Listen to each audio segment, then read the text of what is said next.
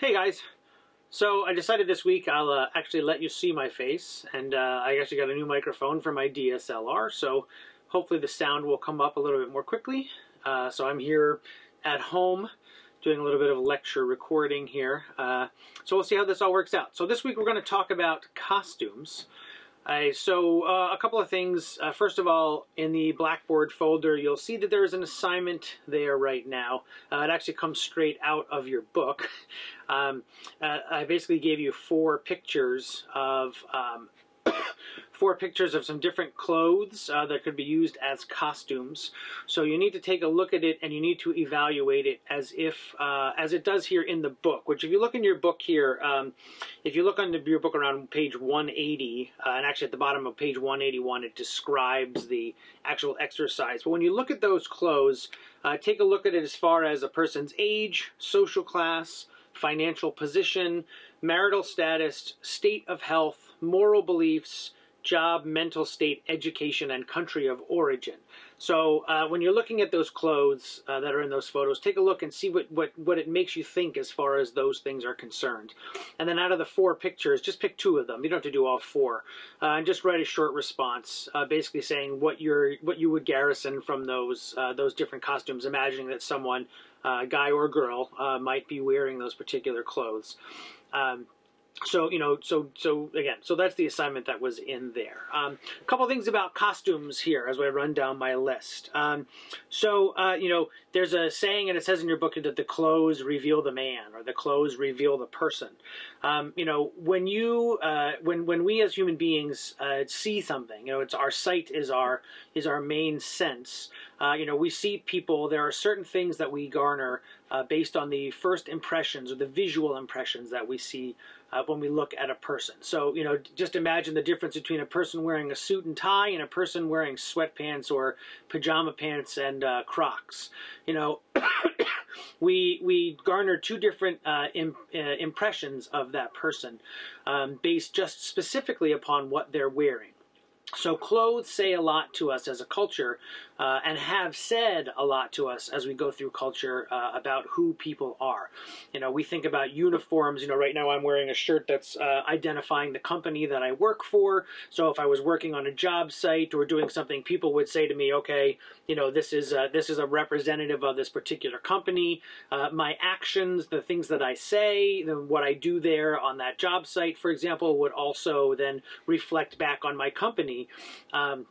And it's all because, of the thing that I'm wearing. A person who walks in and, looks all sloppy, you can look at them and say, okay, clearly something is going on with that person, just based on the way that they look and the clothes that they are wearing. So, the clothes make the man or woman in that sense. And in the theatrical sense, it's important to remember that, because when the audience sees a person, even though you may have described them with other characters, you may have done other things, as soon as the person walks out onto the stage, people are already making judgments based on the stereotypes, societal norms, and their own experiences there.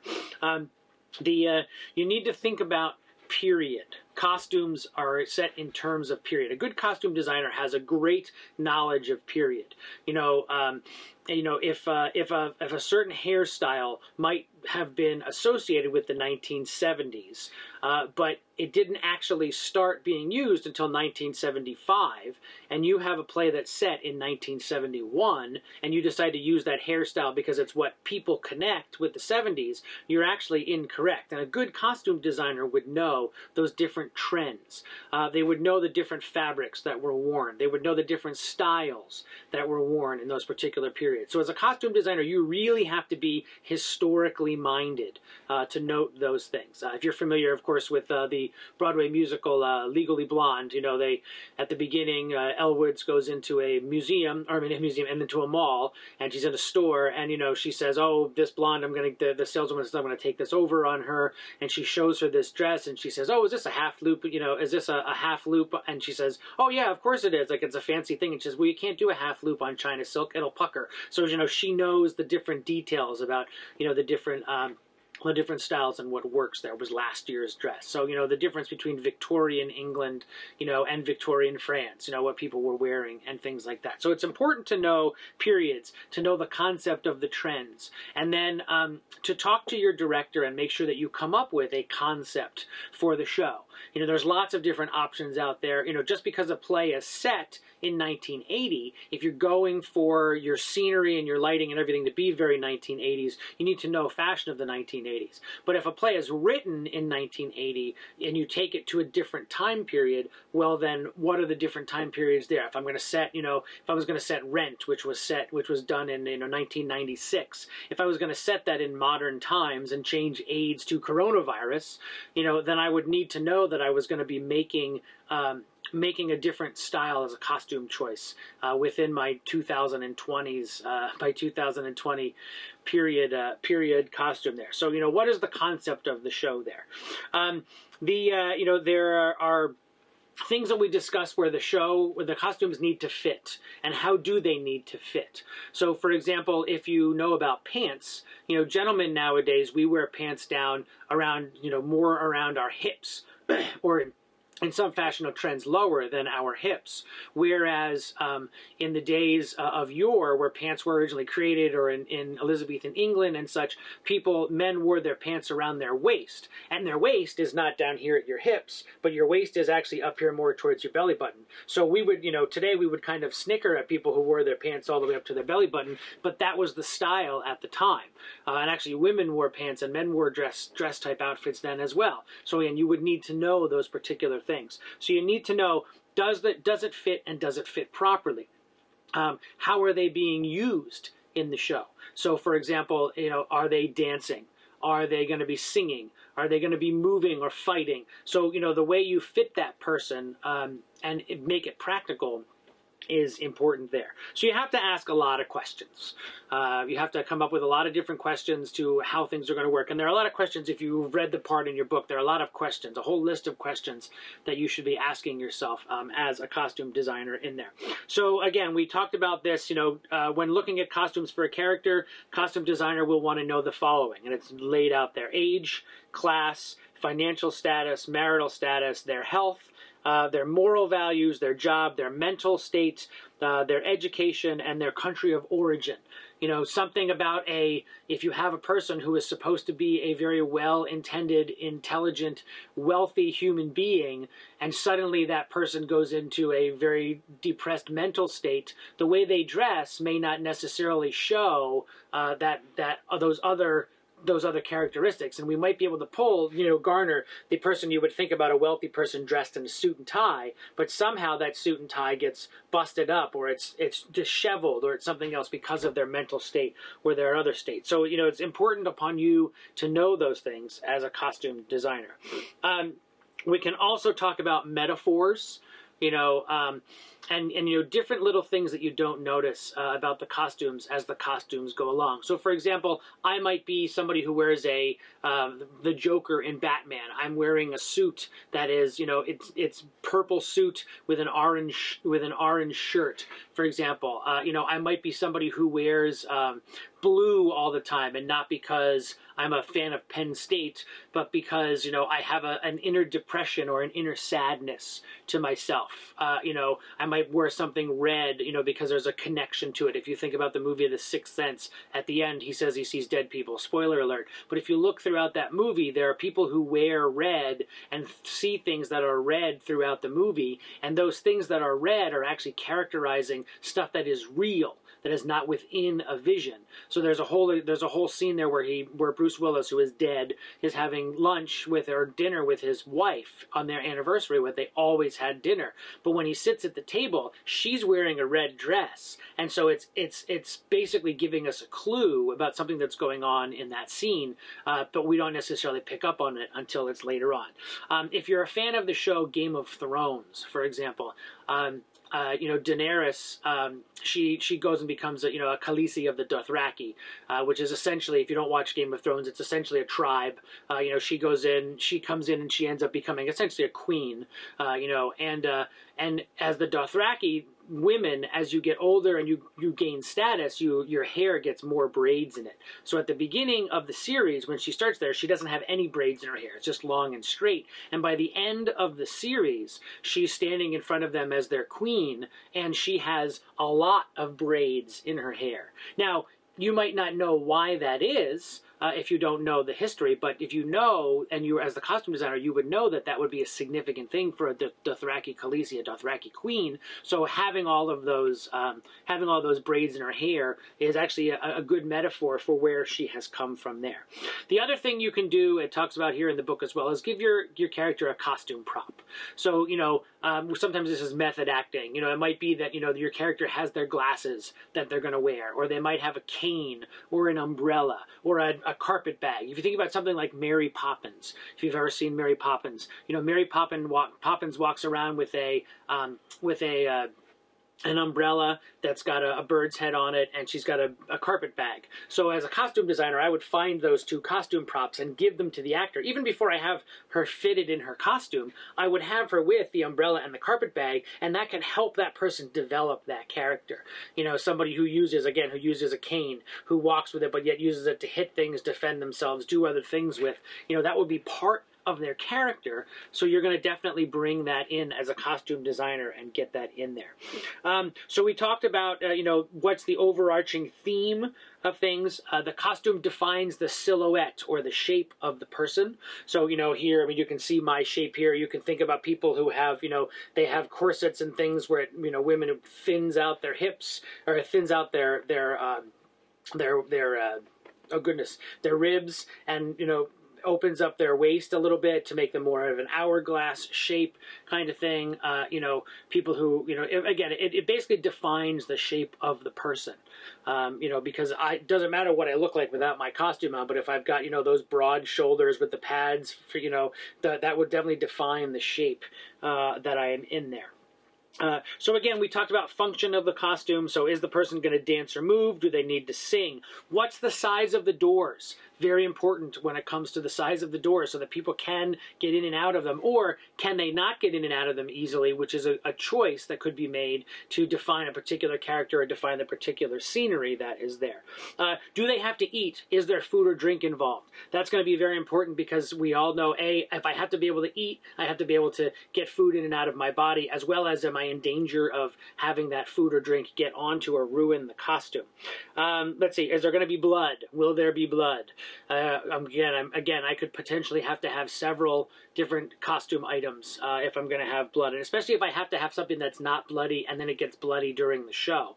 So, I have to have at least 2 items during that show where one is not bloody and then one I can get bloody in that regard.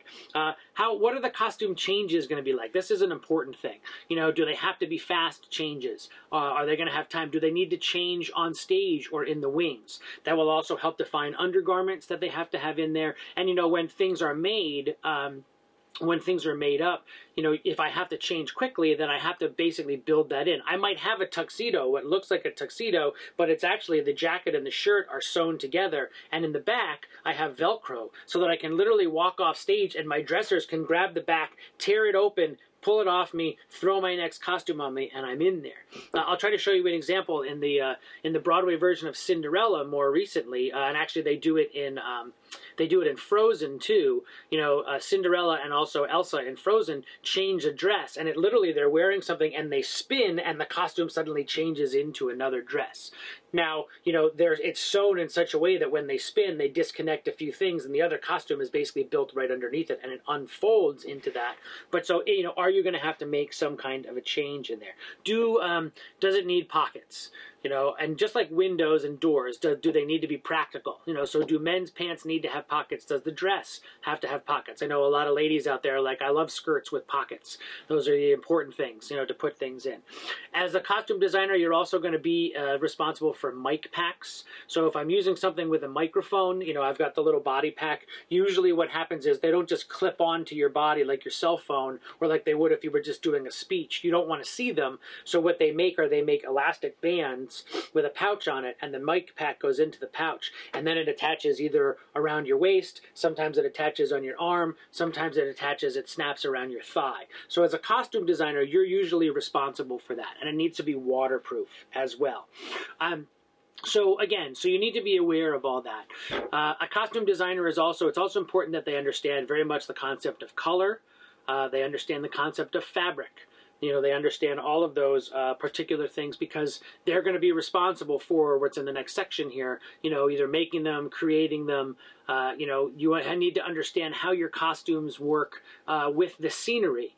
The last thing you need is somebody in a brown outfit who matches the same brown as the back wall, because they're going to look like a floating head. So you need to understand the concept, and we've seen earlier, the concept of color, the complementary colors. Wearing a red shirt against a blue background might help pull it out. Do I have dark black hair against a black background? And as a costume designer, you're also responsible for wigs and things like that as well. Hair is also part and parcel of what you do. So hair and makeup also factors into that as well. I'll show you some examples of this. As a lighting designer, we talked about the light plot, which is basically the above drawing of what your light plot is going to look like. As a costume designer, you're responsible for the costume sketch. And the costume sketch is important because the costume sketch is just what it sounds. It's a drawing of those costumes on people. And often it starts out as black and white, and then it develops into color, and you develop details. And this is basically your way of communicating your ideas visually, which we've discussed in class before, that it's important as a designer to be able to communicate your ideas visually.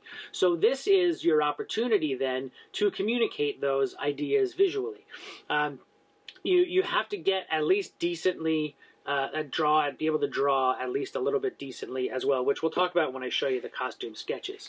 Costume sketch will also, again, have a color scheme. We'll also usually have some kind of fabric swatches that are there for you to be able to show them that this is what you're going to be basically dressing them in. Costume sketches will also be usually accompanied by photos. Photos, showing the time period, what you're looking to do, so you can see a full costume, not just drawn on that person.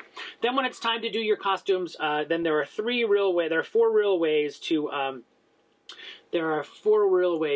figure out how you're going to use your costume. That's building, buying, renting, or pulling, which you've read about in your book. Pulling is just what it says. Pulling is basically going to your costume inventory, figuring out if you have things that are what you need for that show, pulling them out, and then fitting them to the person and making alterations. So you're just pulling it from what you have. Renting is just what it sounds like. It's going to somebody else and essentially paying them a price for a certain amount of time in order to use that costume.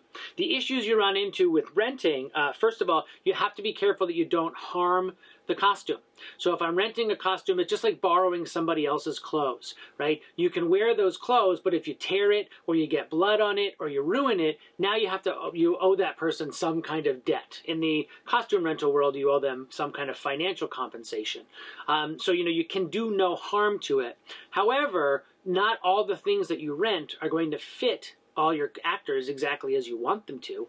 So what you need to do is you need to make sure that you know what level of alterations you can do. There are many costume companies out there who will rent costumes, especially for specific shows like things like Beauty and the Beast or The Lion King. They have costumes for all of these characters. And when you rent from them, they give you a list of things that these are the alterations you can make. They try to size it to the person, but they also say you can make certain alterations for it. So you just have to make sure that you get it back to them in the same way that they would like them back. Then there's buying. Again, buying is similar to renting. You're going out and basically paying for the costume. The only difference is that if you buy it, then you own it. So you can make whatever alterations and do whatever you want to it, up to and including destroying it if you'd like. So the question's going to be then, where are you going to get it? Are you going to a specialty store for a particular costume item? One of the places I love to go when I'm looking to buy costumes is I go to the thrift store.